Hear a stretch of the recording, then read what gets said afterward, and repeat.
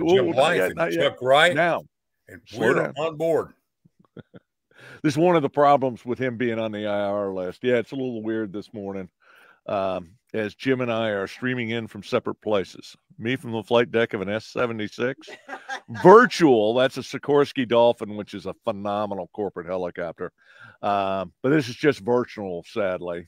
And Jim from the injured reserve list at Casa de Blythe.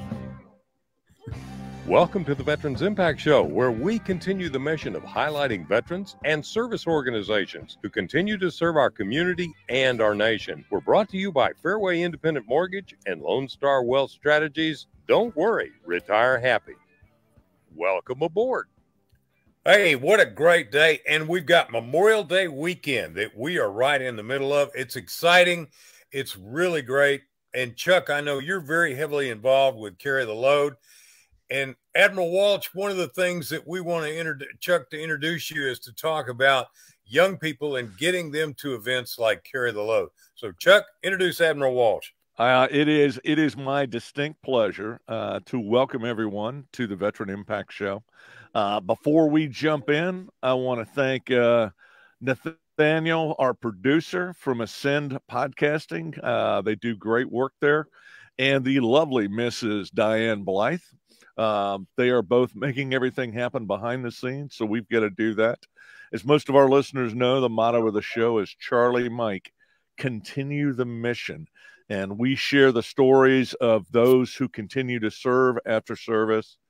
We're going to talk a little bit about Carry the Load first and Memorial Day. But our guest is extremely special. Not only was he incredibly accomplished in the Navy, and we'll get into that in just a second, but he continues. One of the finest examples of continuing the mission there is. This is going to be Memorial Day, and I am sporting the 2023 Carry the Load T-shirt. This is my 9th straight year of being a load carrier and supporting Carry the Load. It is an organization that was built around the question, who are you carrying? And most of us are carrying someone. Oddly enough, Admiral Walsh and I, and we just realized this, are both carrying Naval Academy graduates that we lost in the barracks bombing in Beirut. And sadly, I'm sure Admiral Walsh has more than a few young men and young women that he is carrying. But that is the whole concept of Carry the Load, and it is an incredible organization started by a couple of Naval Academy grads. It now extends all over the nation, and with our relay, and we are trying to get more and more people involved in this nationally. So, good-looking Carry the Load shirt. You guys, our regular listeners, have probably seen me wear a Carry the Load shirt more than a few times. And I always have to have Diane read the year for the different shirts, and that's how I remember which one goes with what. But I wear them proudly. And throw up the picture of Woolly Bear right quick. This is some ugly dude, and you can see, oddly enough, he's wearing an Adaptive Training Foundation T-shirt, which is another great organization. But this is Carry the Load, and this is about always remembering. In this case, it was First Lieutenant Don Woolly Bear Woollett, a great young man. I found out recently I got to talk to his fiance at the time, and she has gone on to live her life, but she still remembers him. The family still remembers him. And the idea is we never forget. And there are over 500 posters like this that will be up and down Katy Trail as we are walking this weekend to honor those.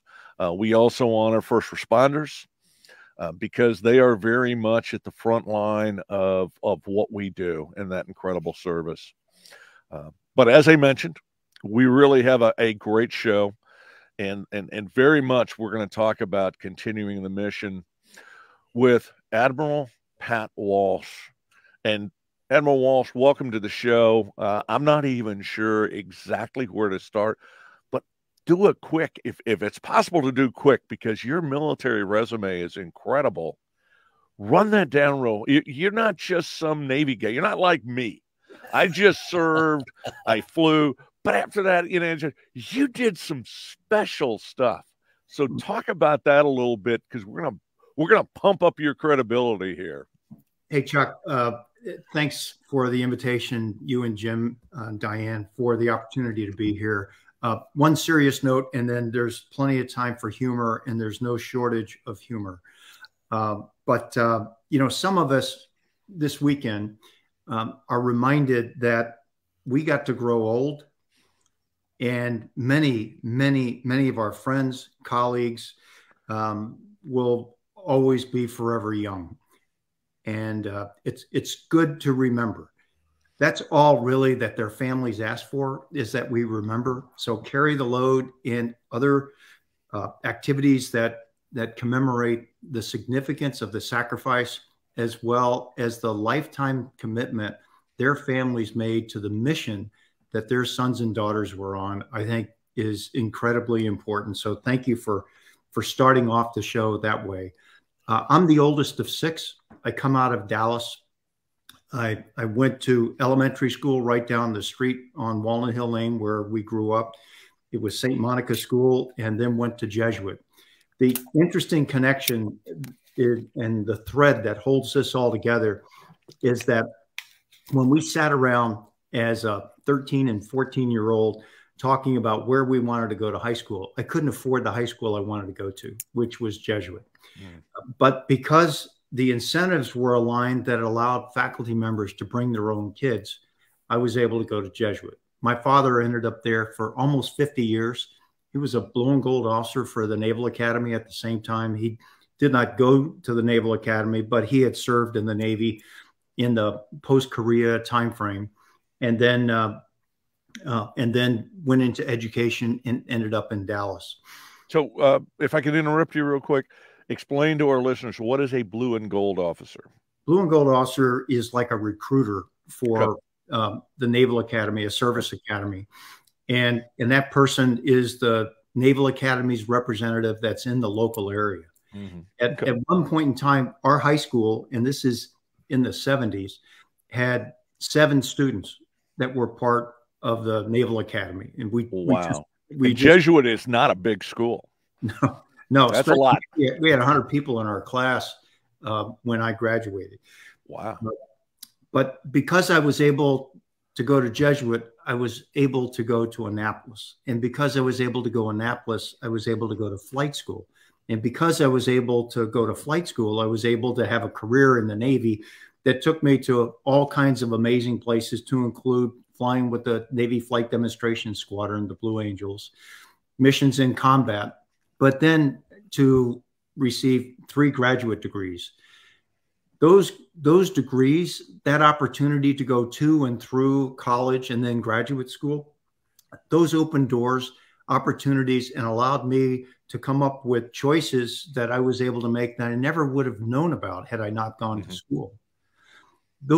All of those school opportunities were paid for by someone else, either by the incentives that allowed me to go to the high school I wanted to go to, or because of taxpayer sort of resources that invested in my education. So the people who invested in me and my future, I never met. I never knew. And so this theme of education has been critically important as I look back on all the various chapters of my life and career. And then to get to this point where I've transitioned from the Pacific to Pleasant Grove, which is where the school is, Cristo Dallas College Prep. And we'll spend more time with it, but the overarching theme is I was given opportunities from people I never met. And for most of us who are my age, they are managing their investments. My investments are in Pleasant Grove, and that's where I'm spending my time.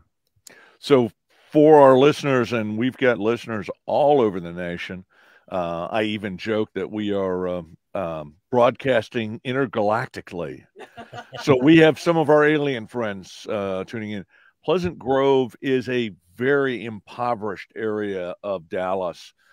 And talk a little bit about this, and I'm kind of jumping into how you excuse me, how you are giving back, and it's incredibly important. Yeah, Chuck, I think the best way to describe it is really go to census data for that zip code. So the zip code 75217. Median income in that zip code is $33,000 a year. Wow. Average home value is $75,000. These homes were built in the 50s, the 60s, and the 70s. 46% of those who live in this zip code do not have a high school diploma. 45% do. 3% have an undergraduate degree. Less than 1% have advanced degrees. About 14% of the school age eligible kids ages 3 to 17 who ought to be in school are not in school. Right. So we are in a cycle that will not, that we can't break unless we do something very, very different. Right. And that's what this model school really does. So despite all those ceilings and barriers that I've described, 100% of the kids that are in our senior class are going to graduate here in 2 weeks. 100% of those kids are college eligible. And just on average, those kids have 5 schools to choose from as far as their college degrees are concerned. And on the high end of the spectrum, we have one student that has 20 different offers to attend schools. She took 10 advanced placement courses. Wow. This is like advanced placement statistics taught by one of our Harvard-trained PhDs who's there. So in the midst of this zip code and all of those demographics, there's a model that's emerged that's very, very successful.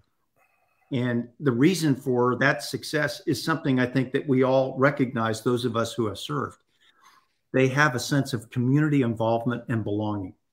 You know, I look back on what the real sort of core principles were that made our service so interesting, so unique, and that affiliation with our colleagues, our comrades, our brothers and sisters in uniform so strong. And there's all kinds of ways to describe esprit de corps, camaraderie, commitment to mission, loyalty. But if I were to try and now compare and contrast what it's like, I spent 10 years in the private sector after I retired, and I try and describe what is it that we have and that the business community does not have.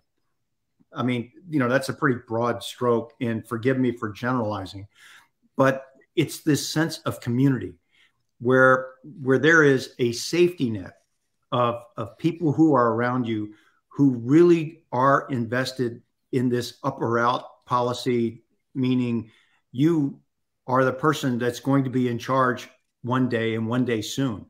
So the sooner you get on your feet, the sooner you immerse yourself in this culture and this environment, the sooner you learn your mission and your set of responsibilities and the accountability to go with it, the better. So Admiral Walsh, if I can jump in, and I'm not going to tangent. I want to drill deep into this. What are you doing at the school to engage these kids, to get them motivated, into the community, but 2, into making their lives better? So I've been the president of the school for about 1.5 years. Okay. And this formula that's unique is one where the students work 1 day a week in the business community. So these are 14 to 18-year-olds that are part of what we call a corporate work study program. We have 125 job partners here in the Dallas area that support us. And then 4 days a week, they're taking those courses that I was describing to include advanced placement courses. So it's a college prep curriculum. We start with a program this year, begins in June, called VIShow, which is our orientation program. It gives them an opportunity to learn soft skills as well as hard skills required in order to participate in our schools. So, and you mentioned hard skills, and we're getting close to a break, but quickly, would you talk about most of them are college prep, but are these kids getting out with the talent to actually go to work if college isn't their path? Happy to. So cut me off whenever you need to. Well, let's do. Can I interrupt, guys? Sure. Because I can't see the clock here. Oh, okay. I think we're just a few seconds out. So let me just say, hey, Veterans Impact Show here with Admiral Patrick Walsh, the president of Cristo Rey. And I got to tell you, a man who really continues the mission. Cristo Rey website. Right. And we'll be right back after these words from all of our partners. Now, how close am I, Chuck? Done. You're over. But we Welcome do that back on to occasion. the Veterans Impact Show. And thanks to our sponsors, Fairway Independent Mortgage and Lone Star Wealth Strategies. Now, let's continue this great conversation. We're having a tremendous conversation today with Admiral Patrick Walsh. And Chuck, you've led us off, and we're talking about Cristo Rey. Now, Admiral Walsh, just for your information, my mother taught 5th grade all of her career with the Dallas Independent School District at John Ireland Elementary, which is right in the middle of the Grove. My mother was also a bilingual teacher because she started teaching in the Valley, and she had a special love because so many of those people, as you have alluded to, are immigrants, and these kids, if you give them a chance, they're really motivated. So thank you for what you're doing. Let's continue. So, Jim, the idea is that each of these students have a dream, and that over the course of their 4 years at Cristo Rey, they need to protect that dream. And that helps to serve as kind of a North Star in terms of directionally keeping them aligned with the core values of the school and the intention of this college preparatory program. You know, when the feasibility study was done 10 years ago to examine whether or not something like this model could work in Pleasant Grove, they looked at, number one, if there would be sufficient pipeline of students that would continue to support the school. Right now, we're anticipating 450 total students in next year's class from freshman to senior year, which is a nice number for us. That's a big number. But we also expected that when you invest in a young person's education, both to and through college, we know and we can quantify the trajectory improvement that involves for a young person. It's a quartile. It's a full 25% improvement in their economic potential. Wow. As a place to start, as the floor for where their professional career begins. And we assume that if you invest that, then they'll come back to Pleasant Grove and you'll see improvements gradually over time in the overall demographic and economic profile of that part of the city. There's only one problem with that assumption, and that is we are drawing from Garland, from Terrell, from Grand Prairie, and all the way down into Corsicana. So people will drive more than an hour to get to the school to provide their young sons and daughters this opportunity. On average, these families make about $41,000 a year. So that's the key criteria. The number one criteria is that there's really no other affordability option for them. And number two, that the student has the ability to carry themselves through an interview. In other words, we need a spark. We need someone that seizes the opportunity and says, yeah, I want to be part of this. And I want this, this program and this curriculum. That is really outstanding. One thing that I wanted to ask you, and let's throw the website back up, but I understand this is actually a national group of, would you talk a little bit about that and how some of our listeners potentially can get involved, either with donations or support, or quite frankly, if they're looking for a place for a kid to really have an opportunity? So if you Google Cristo Rey, those two words, CRISTO REY, and then 60 minutes, you'll get a 60-minute segment that was done in the early 2000s that describes this idea that came out of Southside Chicago by a Jesuit priest, Father Foley. That idea has grown into a network of 38 schools today. But the original idea was that we had to do something different for the underrepresented, the permanently underrepresented populations inside our own communities. And we needed to do a model for high school in particular that was going to set it apart in terms of its sustainability, because schools were running out of cash during that time and they needed something different. So the idea of this corporate work study program originally began as a way to keep the lights on. So 60% of our overhead cost is paid for by the corporate work study partners. So the partner, the job partner, knows that they're going to have students and they're going to come from freshman, sophomore, junior, and senior class every day. For us, for our students, they work 5 days a month, but we rotate between these 4 different classes, as I mentioned, with 125 different job partners. So when they graduate with a transcript and they graduate with a resume. And so you're competing in high school against someone that's worked for AT&T or Southwest Airlines or PwC for 4 years, along with advanced placement courses. So it's not charity. These students have really earned the opportunity to go to college. This is an incredible conversation. We have some more questions. We're going to come back after a short break. We're going to talk to some of our other partners. Speaking of partners. Welcome back to the Veterans Impact Show, and thanks to our sponsors, Fairway Independent Mortgage and Lone Star Wealth Strategies. Now, let's continue this great conversation. We are talking. I gotta tell you, yeah, I'm sorry.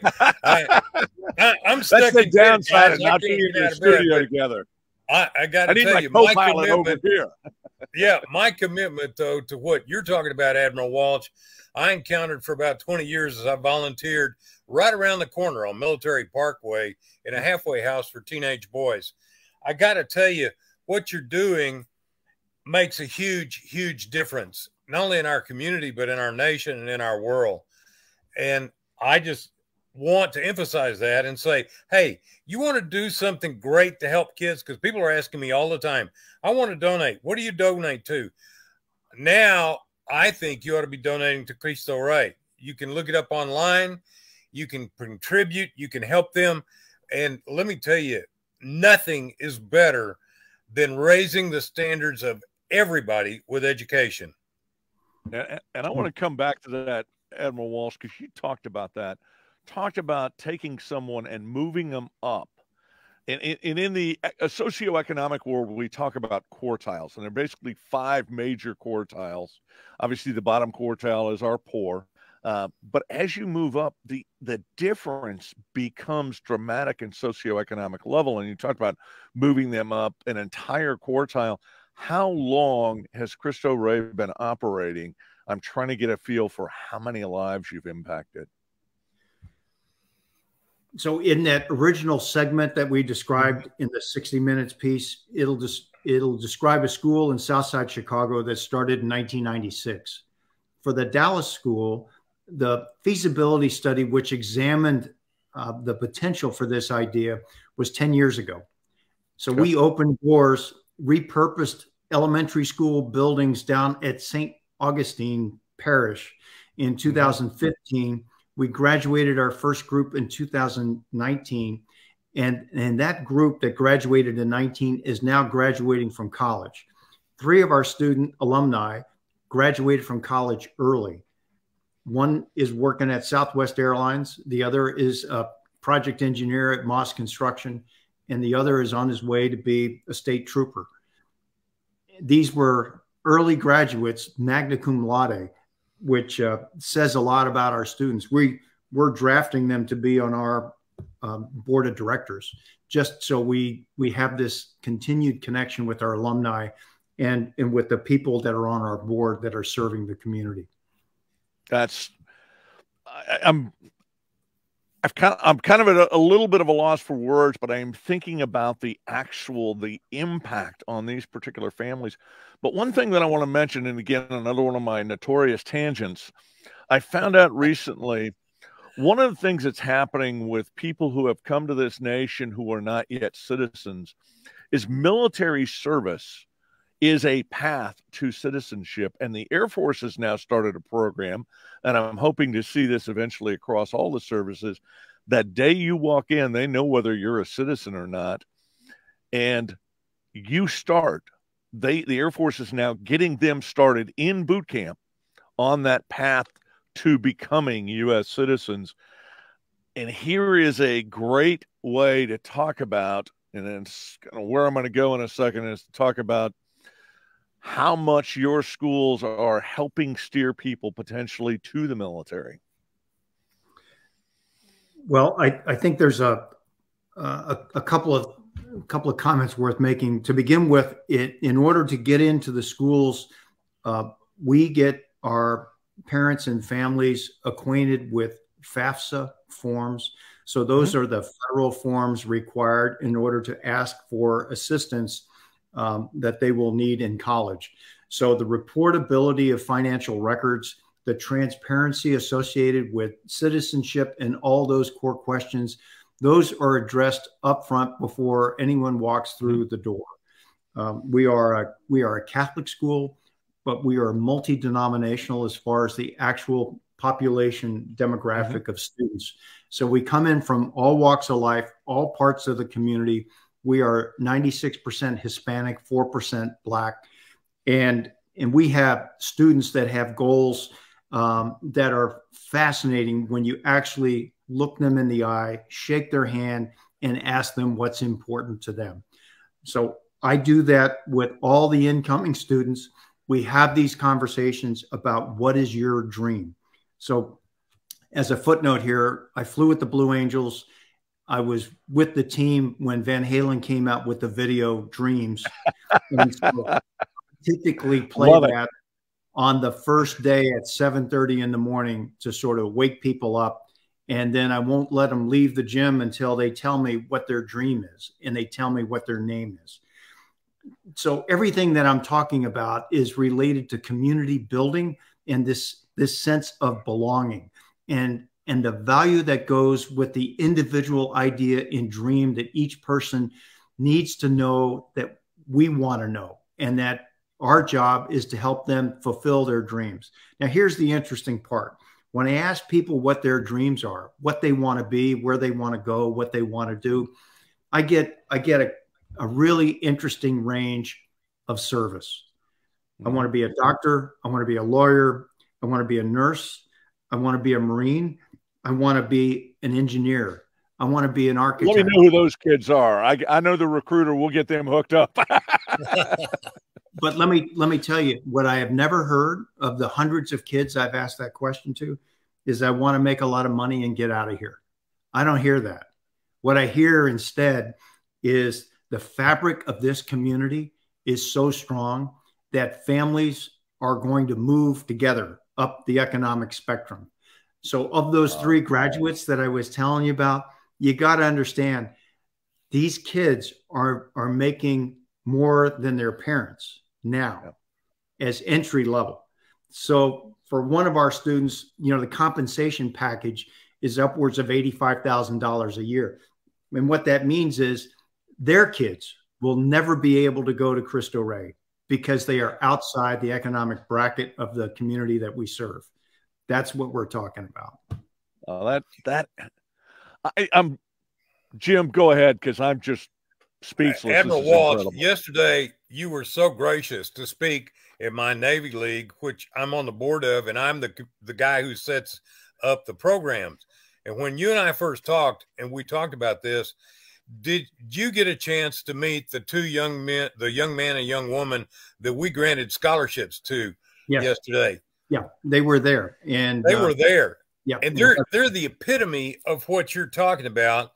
And this is one of the things that Diane and I are both instructors with Sea Cadets, and this is our wheelhouse. This is what we want to do.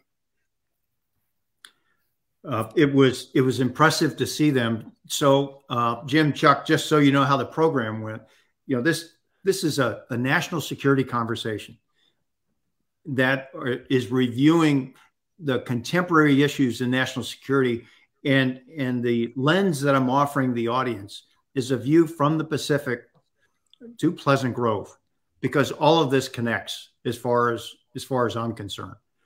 And one of the closing sort of pieces in the transition from closing out a conversation that included my role in the Pacific, in command of the Pacific Fleet, where we responded to the great Eastern Japan earthquake, tsunami, and radiation triple disasters, was to have a picture of all of our sailors who have been involved in Pacific operations. And they include one family's son who was part of the group that escaped the Khmer Rouge and came back to Cambodia in command of a ship. Wow. One who was part of the Vietnamese boat people who got into the Naval Academy and came back to Vietnam in command of USS John McCain. I mean, look at the irony in all of that. And the theme, and there's plenty more pictures that really describe this very cosmopolitan community that we have. The theme actually comes from Lee Kuan Yew. So Lee Kuan Yew is the founder of Singapore, the elderly statesman who ruled Singapore, oftentimes with a very iron fist. But look at Singapore today compared to when he started. And before he passed away, I had a meeting with him that he had asked for. And in that conversation, the conversation started with, where do you get your translators when you talk to China? And the reason he asked that question is because the translator has a key role in influencing where the conversation is going to go and the outcome of it. So being able to detect the nuance in language, the dialect, the emphasis is critically important. And the answer was, we have our own. We have our own Chinese Americans who serve us as Chinese translators. And his immediate response is, the United States has done something that no other country in Asia has ever been able to figure out. And that is, you've learned how to embrace diversity. You've learned how to unlock the intellectual potential and wealth of the person standing next to you. So as we're in these conversations, it's sometimes too easy to jump to scale and policy. And what we do, when the error that we make when we look past the person next to us, is that we're missing out on the level of investment that we have to make with individuals. Somewhere along the way, we have gone into a world of outsourcing where we look for technology, or we look for other ways that we ourselves don't have to be involved, and we can sort of wash our hands of it and go, you know, that's really interesting, and that's someone else's issue. Somewhere along the way, we lost this sense of obligation that we have to each other, for each other, and this nurturing that's required in our communities in order to invest one generation in the outcome of the next generation. I think you've made an incredible point, and we've kind of started talking more about you, and I would like to wrap up this segment because I noticed one thing I had never seen in your resume before. One of your multiple PhDs is a degree in philosophy. And as soon as I saw it, I was reminded of some of the comments. For most of our listeners will remember Admiral Stockdale, who was the senior ranking POW in Vietnam, and his comments about how he got through that. And it wasn't military discipline, but it was more, I almost want to call it the esoteric side of life, thinking about the classic novels, thinking about philosophy. Talk a little bit, because you have a worldview that smacks of humanity and the importance of humanity. Talk about that a little bit and how your philosophy studies have impacted all of this. So I went to the Fletcher School of Law and Diplomacy out of Tufts University after the first Gulf War. So we participated in Desert Shield, Desert Storm. I was part of the Theodore Roosevelt battle group that was there in the Gulf, and we responded. I had 33 missions there, and then closed out my career with 77 missions altogether. I think there's an element in Stockdale's writing that looks deeper and beyond what is on the surface. So Stockdale reacted to template sorts of solutions. He reacted to standardized sort of prescriptions that substituted for actually thinking through a problem. And he would reference the Stoics when he would talk about how he worked his way through solitary confinement and how he would eventually find meaning and reasoning for all the suffering that he had gone through. So when I had a chance to go to the Fletcher School, what struck me as more than just simply interesting is what we were able to do with countries in order to get them to join a coalition. And I just found that fascinating. What did I mean? Well, we forgave $7 billion of debt from Egypt, for example. And in Syria, who had been the root of so many problems in the 80s, was on our side during the Gulf War in 1990-91, along with the former Soviet Union, even though they didn't deploy, but they made way for opportunities in the UN Security Council that would have never been possible in today's world among the permanent members. I had worked in the Office of Management and Budget prior to the war as a White House fellow. And when the war was over, I went back to see colleagues in the White House. And, the country was jubilant. It was the summer of '91. There were parades everywhere. I was on my way to graduate school. And I asked my colleagues, how did we do? And they said, we have a problem. We won the war. He said the war cost $58 billion, and we have 59 in coalition contributions. We have a net asset. We don't know how to score it. It looks like we made money. Well, look, that is great. I got to tell you, Admiral Walsh, this is really terrific. Diane and I are looking forward to visiting Cristo Rey next Friday. We're going to be there and get to meet a lot of these young men and women, and I'm so excited about that. So, Chuck, let's take us out and go.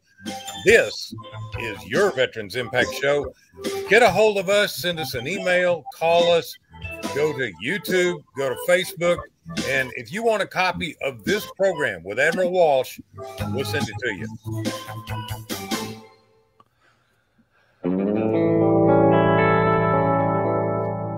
Welcome back to the Veterans Impact Show, and thanks to our sponsors, Fairway Independent Mortgage and Lone Star Wealth Strategies. Now, let's continue this great conversation. So this show has gone incredibly quickly.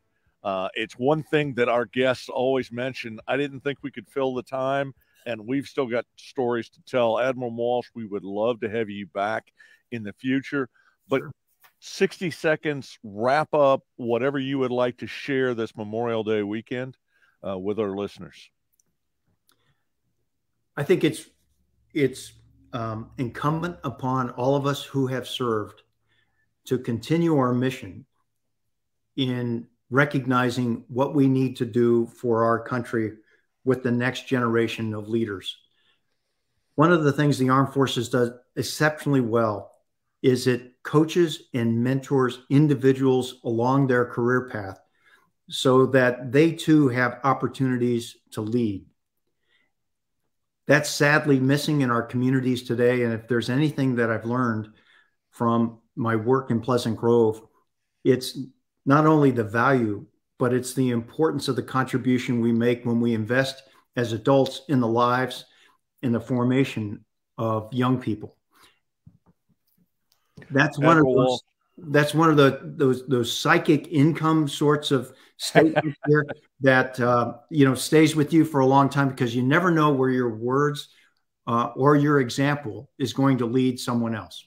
I don't think you could have said it any better. It is very obvious why you had so many leadership positions. I'm going to turn this over to Jim. I want to thank Diane and Nathaniel again for the show. Like us on YouTube, like us on Facebook, follow us. Jim, why don't you bring us into the dock or share some last thoughts before you start in prayer? Well, this is really important, whether it's Cristo Rey or Sea Cadets or Young Marines or the Air Force or the JROTC. Investing, as Admiral Walsh said, investing in our future leaders, investing in our kids today. These are the people that are going to be running the show down the line.